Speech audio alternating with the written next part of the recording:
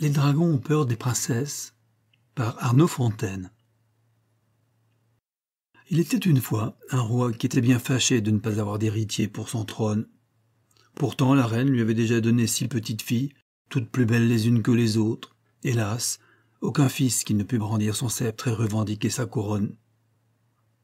Lorsque son épouse tomba enceinte sur le tard, il pensa que l'heure était enfin venue. Eh bien non, de Réchef non.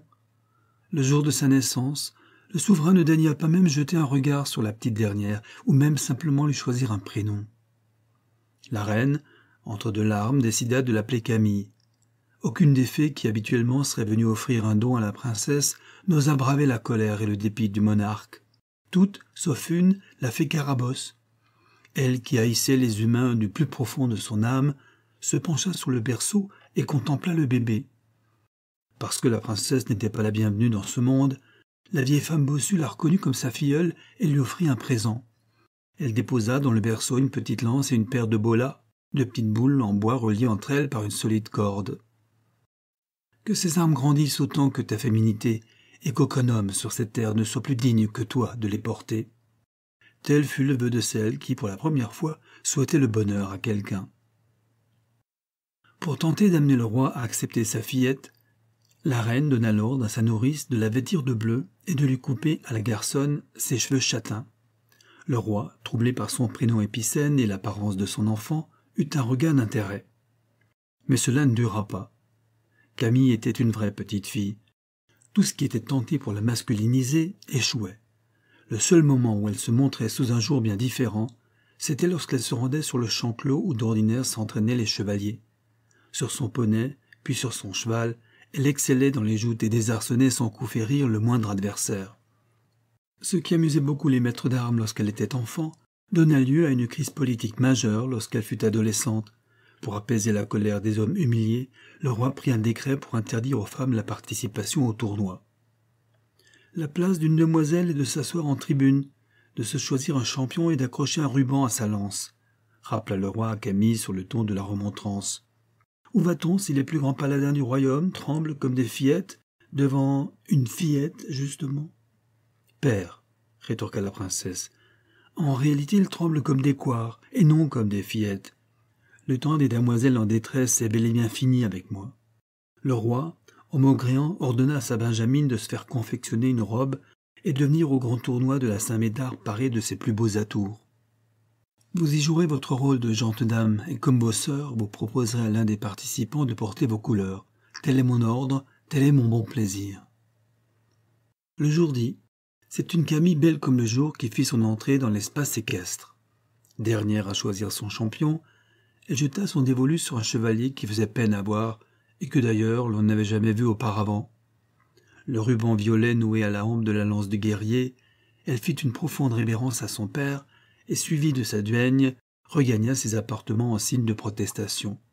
« Quel damné caractère! Je plains celui qui l'épousera, » se dit le souverain. Cette pensée lui rendit immédiatement le sourire et l'humeur festive. Le tournoi débuta. Au fil des tours, l'un après l'autre, les concurrents furent défaits par le chevalier au bouquet de violettes. Rien ne semblait arrêter sa course. Lui, qui avait pas réussi à emprunter sur le plancher des vaches, s'avérait être un cavalier émérite et un bretteur redoutable. La joute finale, une passe d'armes suffit.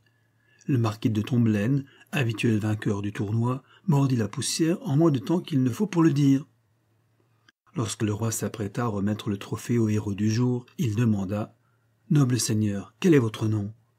Une voix, que le monarque ne connaissait que trop bien, résonna sous le heaume que le vainqueur n'avait pas encore ôté.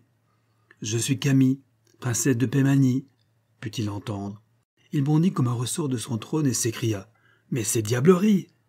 Comment ma fille s'est-elle à la fois offert ses falbalas et glissé dans son armure ?» Enlevant alors son équipement, elle laissa apparaître son visage resplendissant. Elle s'écria, avec fierté et joie, « Nul maléfice, père. L'un de vos valets m'a prêté son concours le temps que je puisse me choisir. » C'en était trop.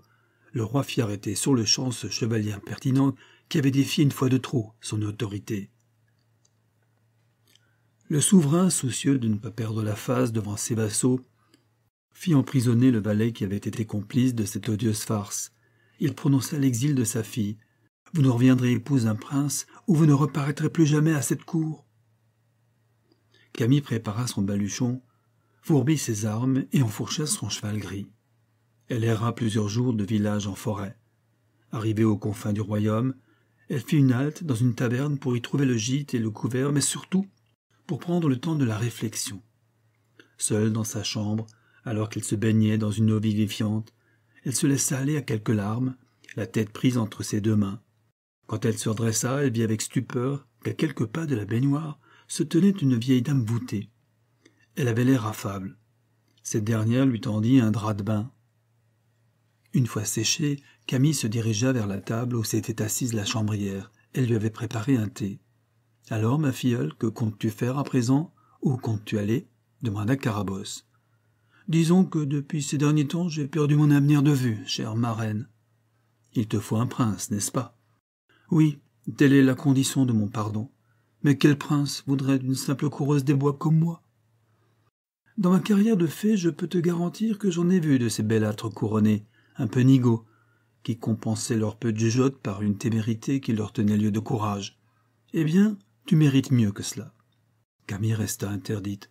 « Je suis venu pour t'indiquer là où tu pourras trouver un prince à charmer. Mais je ne vais pas te mentir, ta quête sera périlleuse et pleine d'embûches. Au point où j'en suis, je n'ai pas grand-chose à perdre, de toute façon. » Carabosse lui parla alors du fils du roi de Garabagne. C'était un érudit. Depuis sa prime enfance, il ne cessait de lire. Il avait soif d'apprendre. Lorsque son père le confia à un maître d'armes, au lieu d'exercer l'escrime, il pratiqua la rime et composa des ballades. « Voilà qui est original », s'écria Camille. La sorcière poursuivit sa description de l'héritier du trône, en lui racontant que lors d'une de ses leçons avec un archer, il avait retiré la plume de l'empennage d'une flèche pour se mettre à écrire sur un parchemin. « Quel drôle de personnage !» soupira la jeune fille. Face à la réaction intéressée de sa filleule, Carabosse ajouta que de guerre lasse son père l'avait enfermé dans une tour d'ivoire sous la garde d'un dragon. Sa punition est de ne pouvoir quitter cette prison qu'une fois que le dragon sera vaincu, conclut la sorcière. Camille poussa un soupir de consternation. « Et le prince ?» demanda-t-elle. « Qu'a fait le prince ?» La fée esquissa un sourire avant de répondre. « Ce qu'il a toujours fait, lire. Sa mère a eu le temps de faire aménager la tour qui recèle désormais des ouvrages que lui enverrait la bibliothèque d'Alexandrie. » Camille poussa émerveillé un « Oh !» pendant que Carabosse précisait « Alors tu imagines bien que disposant d'un garde-manger magique pour pourvoir à ses besoins, il n'éprouve absolument pas l'envie de quitter ce havre de paix et de retrouver le monde réel, ses obligations et ses contraintes. » La princesse, qui avait oublié d'être sotte, réfléchit un instant et dit « Ton idée, ma reine, est que j'aille délivrer le prince et que, reconnaissant, il m'épouse, que nous vivions heureux, que nous ayons beaucoup d'enfants et que je puisse rentrer tranquillement au palais. » La vieille femme opina du chef. « Bon, terrasser le dragon, cela ne m'inquiète pas trop. Mais vivre heureuse et mariée, cela me semble quelque peu contradictoire. Pire, l'idée de faire beaucoup d'enfants me glace. Ma pauvre mère s'y est essayée et regarde où ça nous a menés, » constata Camille.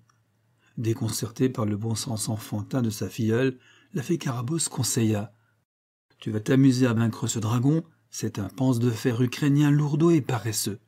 Tu lui fermes le bec avec tes bolas, tu lui aiguillonnes la panse avec ta lance magique, et je suis convaincu qu'il ne demandera pas son reste. J'ai vu des dragons mourir et tuer pour des tas d'or, mais pour des rayonnages de livres, jamais. Admettons, mais après j'en fais quoi de ton rat de bibliothèque ?» Nullement en manque d'idées, la vieille femme lui suggéra malicieusement « Tu le ramènes chez ton père pour un petit mariage à la sauvette si tu ne veux pas d'une noce en grande pompe. S'il ne te convient pas, tu l'enfermes dans une tour du château avec ses précieux ouvrages et te voilà libre comme l'air. » Voilà une idée qui me plaît bien, ma reine.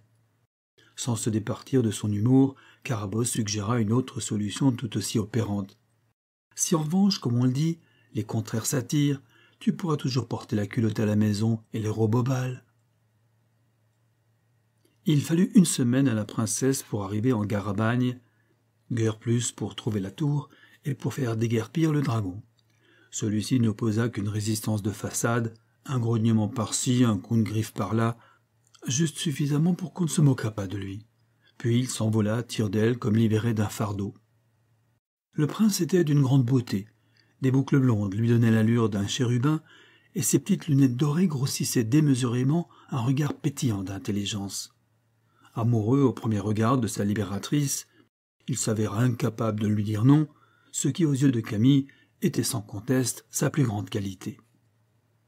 Je vous laisse imaginer le retour triomphal de la princesse à la capitale, le mariage du siècle qui s'ensuivit, et la décision du roi de modifier la Constitution.